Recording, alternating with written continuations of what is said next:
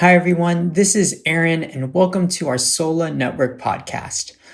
Over at my church, FCBC Walnut, I host a podcast with English Pastor Hanley Liu called Walnut Commentary. I would like to share our latest episode with you, our friends at Sola Network.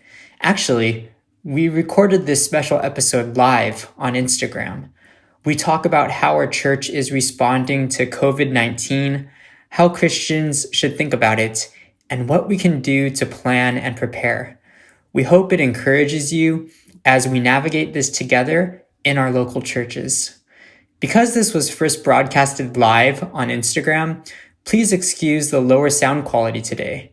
We will continue to learn and work on improving it for future episodes. I'm also in the middle of upgrading my production setup, but with everything going on, this might take some time. Thanks for listening. Hi, everyone. This is Aaron, and we're going live on Instagram. Walnut Commentary. I'm going to call Pastor Hanley, and we're going to try to make this happen. Okay, Hanley, I see you. I'm going to invite you to the call, and we're going to go live. This is Walnut Commentary. Walnut Commentary is actually the name of our podcast that we do, but considering the circumstances, I think it will be a good time to take a live video call. Hanley is the English pastor of FCBC Walnut. Let's see if I can get him here. I'm calling him right now to join. There you are. I see you.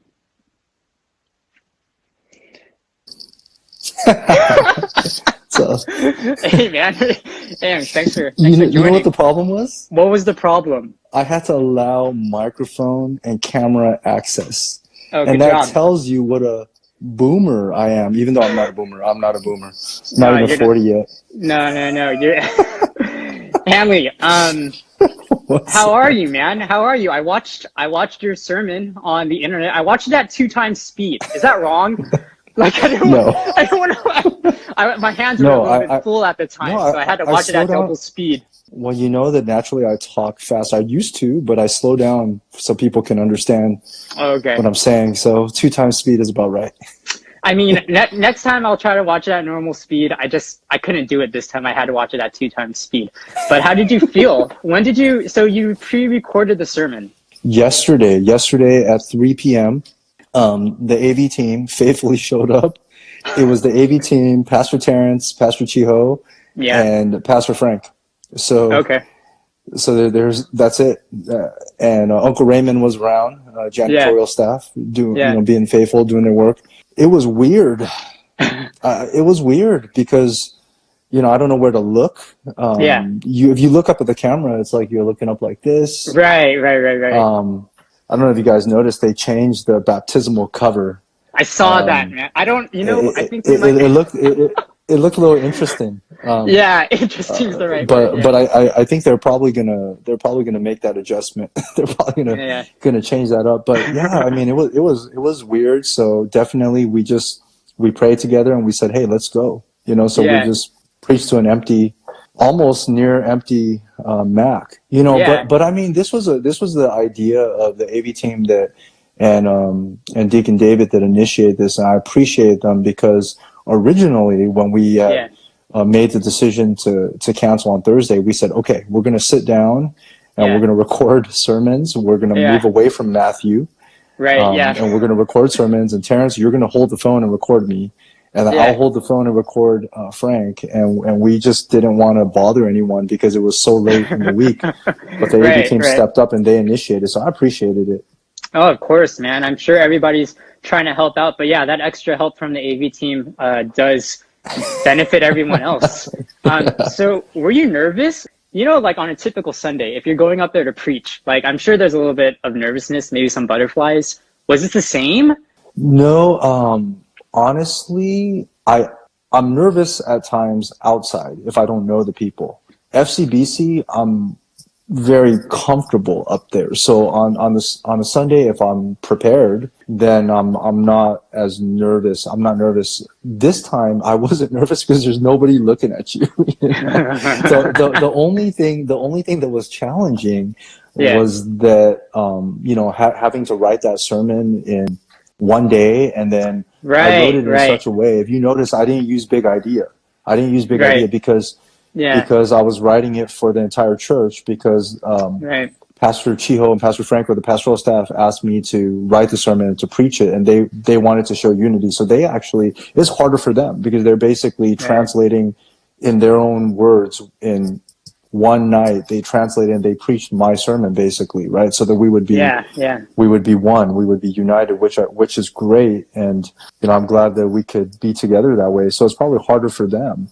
So I try to stay to script. So I read a lot more than usual. I read a lot more, and I didn't know what to do in terms of there's no one looking. Everybody knows that the room is empty. So do you move around at all? I mean, isn't that awkward if I move to one side of the stage as if I'm looking at some people and looking to another side? People, Did you want to cry? Did you want to cry? Did you feel a little bit of sadness knowing the situation that we're in? No. I think we've been on crisis mode, so adrenaline's up. I didn't feel any need to cry. I felt a lot of love for the church. I started to appreciate just being there. A lot of times we think, oh man, the church is crowded. Yeah. Or I even made that illustration, which I didn't write in my manuscript, about services with translation. And typically, I think we're almost done. Our church, the size of our church, we can't handle translated services anymore. But it's almost like, there's something we miss about being together. Now, how long, who knows how long it'll be, right? CDC just released something that says, gatherings of 50 or more should be postponed or canceled for up to 8 weeks. Yeah, that's the recommendation. Yeah, that's the recommendation. So yeah, I mean, how do you feel about that? I'm a little bit scared. Should I be scared? Should I be worried? About church? Church? Like, you mean Jesus' church? Jesus' church is going to prevail. Jesus' church will prevail. I mean about COVID-19. Like, how should I be thinking about this theologically? Practically? Yeah. Practically?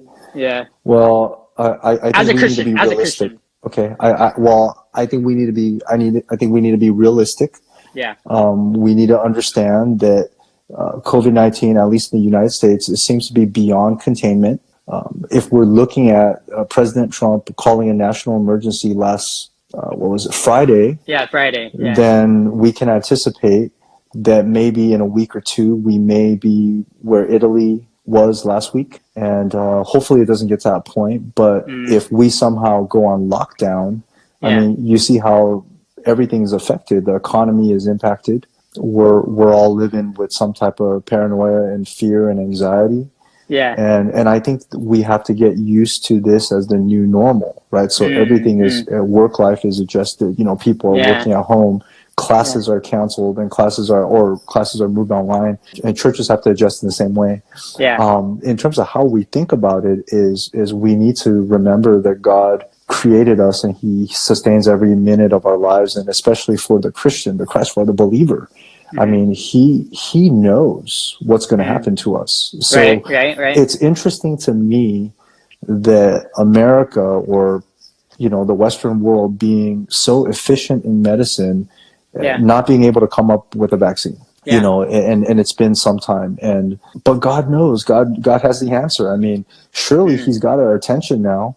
And I said it in my sermon already, but the church is united. The church universal, evangelical churches, Bible believing churches are united now. We're all one. And if you look at the news feeds today, I mean, I'm talking about your Facebook news feed or something like that. Sure. You look at it in the morning, you see all of these pastors preaching. You see all of these churches going live, and that's powerful, so I think as Christians we have to trust in the sovereignty of God, and we have to believe that if it's not COVID-19, then he knows if we're going to get cancer, if we're going to get in a car accident. I mean, these are things that we can't really control. So I do think we need to practice wise precaution, but we just got to live with faith, and and we got to be an example of light and hope to those who don't have Christ. And hopefully it opens the opportunity for us to share the gospel. Now, I'm sure there's a lot of opportunities, and I'm sure we're gonna walk into these opportunities because we don't know really what's coming our way. Hanley, did seminary prepare you for this when you were going to seminary? Were they like, oh yeah, your church might be, on lockdown, so this is what you need to do? No. Seminary doesn't. Seminary doesn't prepare you for this. My undergrad major prepared me a little bit. Yeah. Did you have a plan already in place, or were you like just trying to figure this out? And are you still trying to figure it out right now? What do you mean plan in place? Like before COVID-19 or within the last 2 weeks? I think within the last 2 weeks. Like, I guess what I want to know is like, how sure are we as a church going into this right now, and should we be prepared to make adjustments? We should be prepared to make adjustments, but I'm confident in our plans. And so if you'll remember when I talked to you a couple of weeks ago, this was 3 weeks ago, right? We're talking about what are we going to do if we need to go online? Yes. Right? What are we going to do? Yes. Remember that conversation? And of course so already at that point, that Sunday, which was what the second Sunday of March, that was last Sunday, we already told the core team, we said, hey, there's a possibility that we're going to suspend services. Yeah. Here's the protocol, here's that. The situation wasn't as bad, or at least it wasn't perceived as bad on Tuesday. But in our Tuesday staff meeting, we began to talk about possibilities. So then Wednesday morning, you're an officer, I sent out to the officers, 4 levels of response. Here's the triggers. And this is actually shared information among many churches. Many pastors are sharing the same type of information. So I sent that out to the officers. And this is only because Pastor Albert is in Israel right now. So I'm running the point on that, right? So sending out to officers, sending out to the deacons and saying, hey, and we had 3 triggers: school districts council, government recommendation, or COVID-19 breaks out in our area, or 1 or 2 people get infected, or anybody gets infected in your church. Right. Those would be the triggers that cause us to escalate up to the point of level 4, which is where we're kind of at right now, where the campus is shut down. Yeah. And so we had no idea that Wednesday NBA would cancel, Rudy Gobert, whatever, right? But touching off the microphone. I mean, we had no idea that it was gonna go crazy. I was actually leading prayer meeting that night, and when I got home, one of the pastors called me and said, "Hey, the situation is pretty bad," and Pastor Terrence PT sent me the text saying, "Hey, Governor Newsom just called for groups to suspend meetings if you're over 250 people or more." So I think because we had that document in place, we're ready to go. So Thursday we called an emergency meeting at 1. I said, can everybody meet? Then at midnight before, I already emailed the deacons to say, hey, will you support us and affirm us if we cancel church, basically? And they said yes. So by the time we got 60, so 8 a.m. by 8 or 9 a.m. I had 60% of the deacons affirmed. They all affirmed, but they responded different times. And then so by the time we went into our 1 p.m. meeting, my recommendation to our team was, hey, we're going to suspend and suspend services. And by that time, friends of mine, pastor friends, and most churches were already moving that way. And if they didn't move that way, then on Friday night you already got the message, that most churches aren't meeting, at least in California. Yeah. And so I think that I think we're ready for the next 8 weeks, but we need to learn. I need to learn. I don't know how to do this Instagram. I turn on my microphone and my camera on my phone. Hey, you're doing great, man. This is the first time. I think at the end of the day, basically our work changes. So we do have a plan to move all of our ministry onto virtual space. So the Chinese are already really good at using WhatsApp or Zoom or the small. It's easy for the small groups to do this. Pastor Kevin, if you're listening and you're in youth right now, or you're not listening, if you're watching, I guess, you've already got a lot of correspondence from Kevin. PT is a social media master already. He and Auntie Katie, they got their podcast as well. So we're going to be equipping parents with children's information. I mean, that's the stuff we have to develop. So a lot of our work now is mobile. We got to, and how do you know we're doing our work? Well, you're going to see it delivered some way, So a lot of, and Pastor Albert comes back. this week. Right. Praise God. Praise God. Yeah. So Commander in Chief will be back. Do they know what's going on? Do they know what's going on in Yeah. Israel? Like, oh, okay. Yeah. I'm thinking like he's gonna come back and he's like, what's going on? No. We keep contact and he's fully supportive. We pray for them too. So there's constant communication, and when they come back, there's a likely chance that they may have to take 14 days of quarantine. Yeah. Hey, I sent you that. I sent y'all seen that Chuck Norris? Is that considered? Did you send that to me? Yeah, I did send that to you. I sent that to the English speaking pastors last night. It was hilarious. What does it say? It said Chuck Norris got infected. It says Chuck Norris encountered COVID-19, and now COVID-19 is on a 14, or the virus is on a 14-day quarantine. Yeah. Man, could you imagine if you were still doing youth ministry right now? Like, could you imagine, man? The schools have been shut down for 2 weeks, right? Walnut High School. Yeah. Like, how would you feel if you were Pastor Kevin? Would you be scared? Would you feel as if, like, I don't know, like you're helpless? Like, what do you think you would do as a youth person? Because I mean, you've had youth ministry responsibilities before. I mean, if I was Kevin, help me. If I was Kevin, I would feel great, because Kevin is creative. He's great with video. He's great. You're right. He's great with the social media. If it was me, yeah, I'd be afraid because my thing was preaching, expository preaching, and gathering people to preach and then doing small groups. But I guess we'd figure out to go online. We didn't have any of this when we were doing youth ministry. We had like YouTube, but it was still a little bit like not widespread. Remember Don had a website for your sermons? He did. Was it unicoysermons.com? I don't think the domain exists anymore. Yeah, unicoysermons.com. We were beyond GeoCities.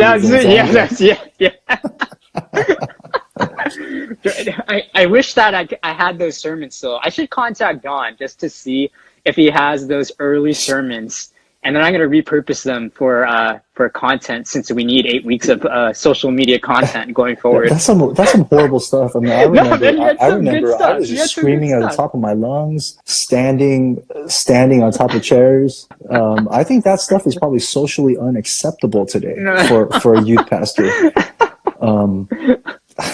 I think the Calvinism was off the charts, Yeah, I think so.